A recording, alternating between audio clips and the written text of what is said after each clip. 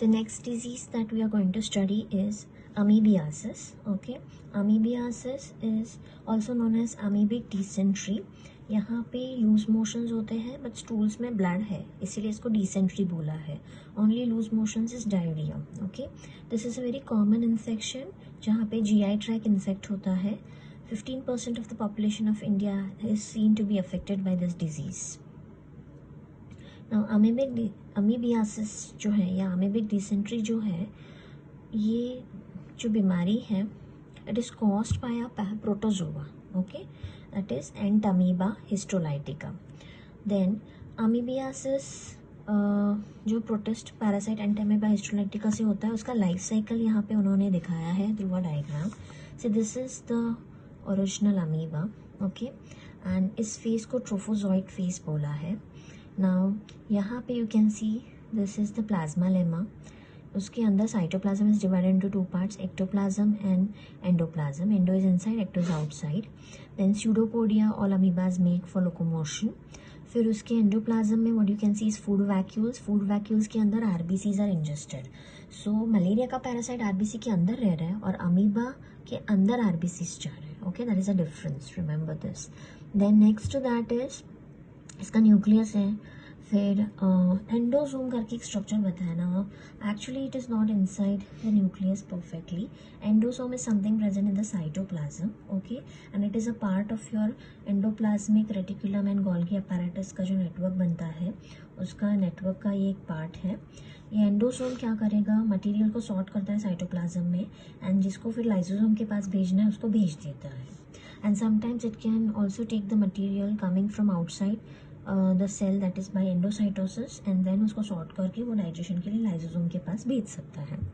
Then ये जो trophocyte है ये बाइनरी डिवीजन दिखाता है और प्रीसिस्टिक फॉर्म में चला जाता है. प्रीसिस्टिक फॉर्म में द सिस्ट बनने से पहले का स्टेज है ये. फिर वो एक सिस्ट में कन्वर्ट हो जाता है, मतलब उसके ऊपर एक हार्ड कोटिंग आ जाता है. उसके अंदर you can see this chromatoid bodies.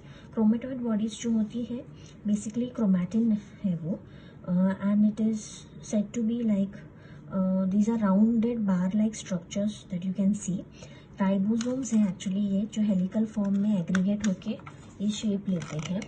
And they are believe to help in post transcription regulation of gene expression. मतलब अमाइनो एसिड्स कैसे बनेंगे एंड ऑल, वो जो ट्रांसक्रिप्शन प्रोसेस से डिसाइड होता है उसको सबको कंट्रोल करने में ये हेल्प करते हैं. देन फिर ये सिस्ट बाइन्यूक्लिएट में कन्वर्ट हो जाता है, मतलब न्यूक्लियस के 2 हिस्से बन जाते हैं. फिर ये क्वाड्री न्यूक्लिएट बन जाता है, मतलब nucleus 4 nucleus you can see. Then glycogen vacuoles भी है, स्टोर्ड फूड है वो. फिर ये एक्सिस्टमेंट दिखाता है, मतलब सिस्ट वॉल से बाहर निकल आता है. फिर वो मेटासिस्टिक अमीबा कहलाता है. Okay, now if I talk about metacystic amoeba, तो it is a cystic form of amoeba only inside the host but with 4 nuclei. Okay, and ये जो फॉर्म है ये इन्फेक्टिव फॉर्म है उसका. ये कंटामिनेटेड फूड और वाटर में भी मिलता है.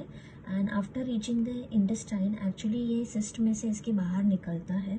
एंड ये मेटासिस्टिक ट्रोफोजॉइड्स में कन्वर्ट होता है, मतलब ये अभी मेटासिस डिवीजन दिखाएगा. और सेक्शुअल रिप्रोडक्शन है ये, और इसके 4 न्यूक्लियस है.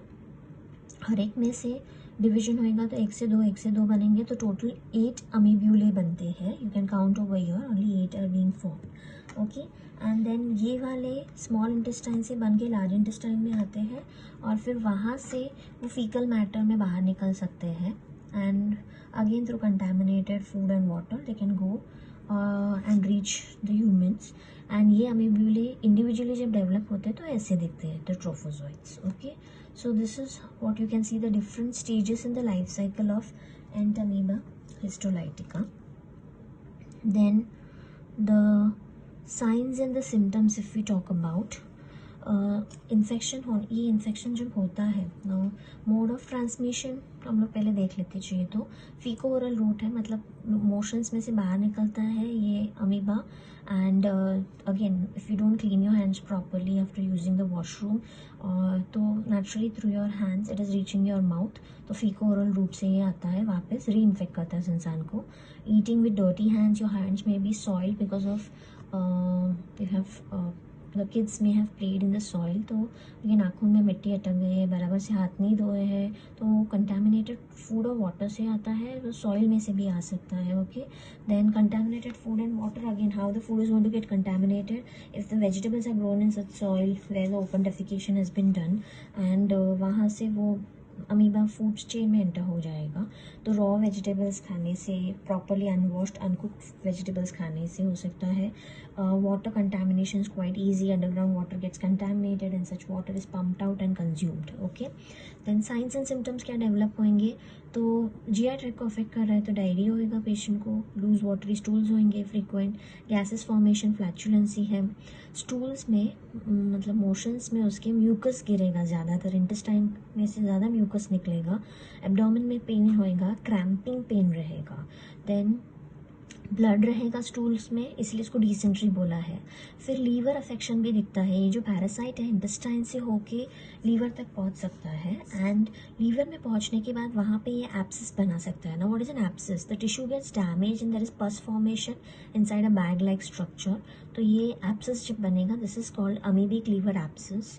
और उसमें लीवर के राइट साइड में लीवर है तो वहाँ पे पेन हो सकता है, एब्डोमेन में बुखार आएगा. If the abscess ruptures peritoneum में, एब्डोमेन की कॉमन कवरिंग में इन्फेक्शन फैल सकता है, which can be risky. Okay, then diagnosis and treatment. तो डायग्नोसिस कैसे होता है, तो स्टूल सैंपल में इन ट्रोफोजॉइड्स को देखा जा सकता है. एंड ट्रीटमेंट के लिए हम लोग metronidazole which is an antibiotic, it can also be used for this infection, along with tinidazole which is tinidazole is an anti protozoal only. Metronidazole antibiotic के साथ एंटी प्रोटोजोल भी है, and they can be used to treat this disorder. And other tissue infections में भी इनको use कर सकते हैं, तो लीवर में भी इसका इन्फेक्शन इससे कंट्रोल में आ सकता है. देन प्रिवेंशन एंड कंट्रोल की अगर बात करें इस बीमारी के लिए, तो obviously washing hands with hot water and soap after using the toilets and changing the baby diapers, और after for kids after playing outside. Okay, whenever before handling the food you have to wash your hands properly. Okay, drink boiled water. Then water can be chlorinated and filtered. Okay, unhygienic food को avoid करना है, the street food etc, because we don't know in what conditions they are cooked, whether it is cooked properly or not, what source of vegetables they have, we don't know, so it's better to avoid it. Vegetables must be properly washed and cooked. Okay, proper sanitary facilities. Now when I talk about washing hands and all those things, it is personal hygiene. Then what is sanitation? हमारे environment को clean रखना, open defecation नहीं होना चाहिए, proper disposal of sewage होना चाहिए ताकि soil और water contamination ना हो, तो food contaminate नहीं होगा. And many of the diseases, not only amoebiasis but many of the diseases can be prevented. Okay, now we have given a task कि ट्रोफोजॉइड्स के फॉर्म्स और कौन से पैरासाइट्स में दिखते हैं. तो हम लोग मलेरिया में भी तो देखा है, मलेरिया का उसका ट्रोफोजॉइड फॉर्म है, फिर स्किज़ोइड फॉर्म है ऑल. तो ट्रोफोजॉइड ये फॉर्म हमको मलेरिया के प्रोटोजोआ में भी दिखता है. देन अभी एक्स्ट्रा इंफॉर्मेशन रिगार्डिंग अमीबियासिस. तो आई हैव टोल्ड यू कि मतलब सारे मोस्टली डिटेल्स दे दिए हैं मैंने. तो अब थोड़ा और कुछ एक्स्ट्रा पॉइंट्स यू कैन सी कि ये जो नॉन एंसिस्टेड अमीबा होता है, विदाउट सिस्ट वाला, जो ट्रोफोजाइट का फॉर्म है उसका, जिसके ऊपर अब तक सिस्ट नहीं बना होता है, वो बॉडी से निकलने के बाद ज़्यादा देर तक सर्वाइव नहीं करता, इसलिए वो डायरेक्टली इन्फेक्ट नहीं कर सकता. अगर वो सिस्ट फॉर्म में निकलेगा तो वो सॉइल में, आउटसाइड सॉइल में सर्वाइव कर सकता है और इन्फेक्शन के लिए पोटेंट रहता है. देन जीआई ट्रैक इन्फेक्शन मतलब गैस्ट्रोइंटेस्टिनल ट्रैक को अफेक्ट करता है. तो जब ये अफेक्ट करता है तो उस पेशेंट में कभी कभी सिम्टम्स नहीं आते हैं, सो मतलब infection is in the latent form, it is not yet developed. तो such a person is a carrier and he can, in the carrier state, he can disperse the disease to many by if the person doesn't follow hygiene and sanitation methods. Then ये protozoa इंसान के अंदर कई सालों तक latent state में भी रह सकता है, मतलब इनएक्टिव फॉर्म में. देन सीवियर अमीबियासिस जब होता है, उस अमीबियासिस को इन्वेजिव या फल्मिनेंट बोलते हैं. फल्मिनेंट मतलब डेडली. ओके, एंड उसमें अमीबिक डिसेंट्री में सीवियर ब्लीडिंग होकर पेशेंट को तकलीफ हो सकता है. Amoebic colitis, colon as large intestine is getting totally damaged. Okay, because of it bleeding हो सकता है पेशेंट को, सीवियर ब्लीडिंग में कॉम्प्लिकेशंस में जा सकता है.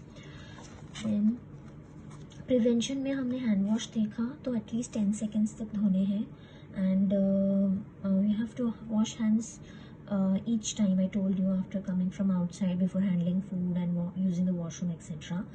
Along with that, sanitation में हम लोग we can talk about hygiene and sanitation में bathrooms और toilets को clean रखना frequently, that is also important, and especially you have to pay attention to the toilet seats and the taps etc. फिर raw vegetables consume करने avoid करने हैं, and if you are consuming them, wash them properly and avoid using human faeces as a fertiliser, because वहाँ से infections आने के chances high है. देन एंडेमिक लेवल पे सैनिटेशन से इस इन्फेक्शन को कंट्रोल में ला सकते हैं ना. What do you mean by endemic? मतलब लोकलाइज्ड एरिया में है ये इन्फेक्शन, तो वहाँ पे गुड सैनिटेशन से हम लोग इसको कंट्रोल में ला सकते हैं.